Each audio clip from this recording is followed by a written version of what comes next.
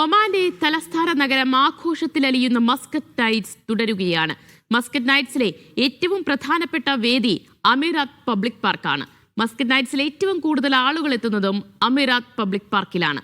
ഒമാന്റെ പഴയ കാലത്തേക്ക് കൂട്ടിക്കൊണ്ടുപോകുന്ന പൈതൃക ഗ്രാമമാണ് ഇവിടത്തെ പ്രധാന പ്രത്യേകത.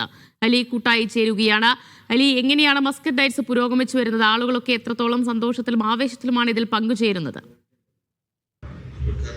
മസ്കറ്റ് നൈറ്റ്സിലെ ആഘോഷങ്ങൾ തുടരുകയാണ്. 8 വേദികളിലായി നഗരത്തിലെ വിവിധ വേദികളിലായാണ് മസ്കറ്റ് നൈറ്റ്സ് ഇപ്രാവശ്യം ആഘോഷിക്കുന്നത്. ഞാനിപ്പോൾ നിൽക്കുന്നത് അമീറാത്ത് പബ്ലിക് പാർക്കിലാണ്. മസ്കറ്റ് നൈറ്റ്സിലെ ഏറ്റവും പ്രധാനപ്പെട്ട വേദികളിൽ ഒന്നാണ് അമീറാത്ത് പബ്ലിക് പാർക്ക്.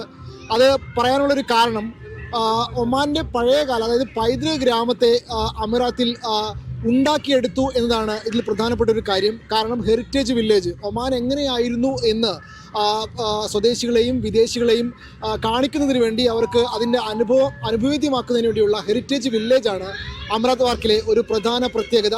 ഇതിൽ തന്നെ സ്വദേശികൾക്കും വിദേശികൾക്കും, അതായത് ഒമാനിൽ ഉള്ള വിദേശികളായ ആളുകൾക്ക് ഒമാൻ എങ്ങനെയായിരുന്നു എന്നും മുൻകാലങ്ങളിൽ, അതായത് ഈ എണ്ണ കണ്ടെത്തുന്നതിന് മുമ്പ് ഒമാൻ എങ്ങനെയായിരുന്നു എന്ന് കാണിക്കുന്ന ഒമാൻ്റെ പൈതൃക ഗ്രാമം, അതായത് മുൻകാലങ്ങളിലുള്ള ഒമാൻ എങ്ങനെയായിരുന്നു എന്ന് കാണിക്കുന്ന പൈതൃക ഗ്രാമമാണ് ഇതിൽ പ്രധാനപ്പെട്ട ഒന്ന്.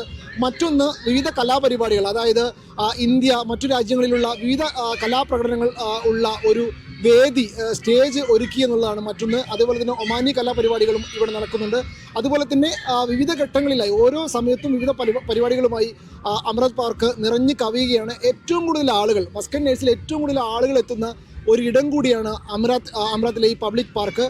നമ്മളിപ്പോൾ എൻ്റെ പിന്നിൽ കാണുന്ന ഈ ഒരു ആൾക്കൂട്ടത്തെ കണ്ടാൽ തന്നെ മനസ്സിലാകും, ഏറ്റവും കൂടുതൽ ആളുകൾ എത്തുന്ന മസ്കറ്റ് നൈറ്റ്സിലെ ഒരു ഇടം കൂടിയാണ് അമീറാത്ത് പബ്ലിക് പാർക്ക്. പെട്ടെന്ന് ആളുകൾക്ക് എത്തിപ്പെടാനാവുന്ന ഒരു ലൊക്കേഷൻ കൂടിയാണ് ഇത്.